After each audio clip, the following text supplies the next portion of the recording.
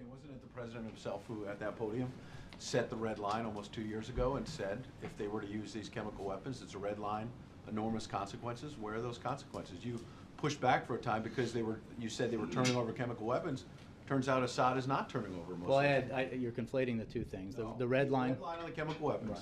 And then you said he was And turning them over, but he's not. The president, well, first of all, there's no question that the Assad regime has blown some deadlines on the transport and delivery of its chemical weapons supplies.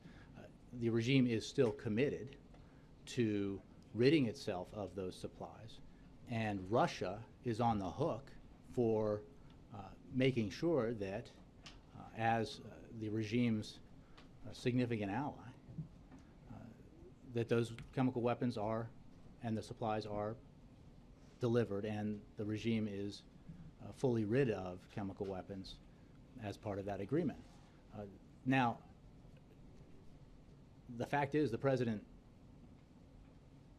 said that was a red line. He threatened the use of force in response to that, and because the threat was real, we saw the Assad regime go from refusing to acknowledge it even had chemical weapons stockpiles to acknowledging that it had them, and to reaching an agreement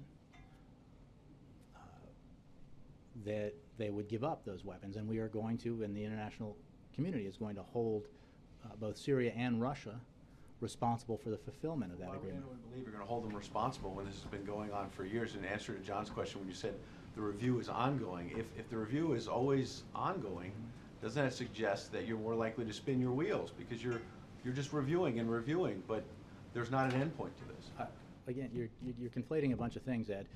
When we're talking about policy as a general matter, not just with regards to chemical weapons, but as a general matter in Syria, we are constantly reviewing options that would allow us to provide more and more effective humanitarian aid to the Syrian people, that would allow us to provide more and more effective support for the opposition, and that would allow us to advance the essential cause of diplomatic negotiations that could lead to a peaceful political settlement to the conflict and a transitional government.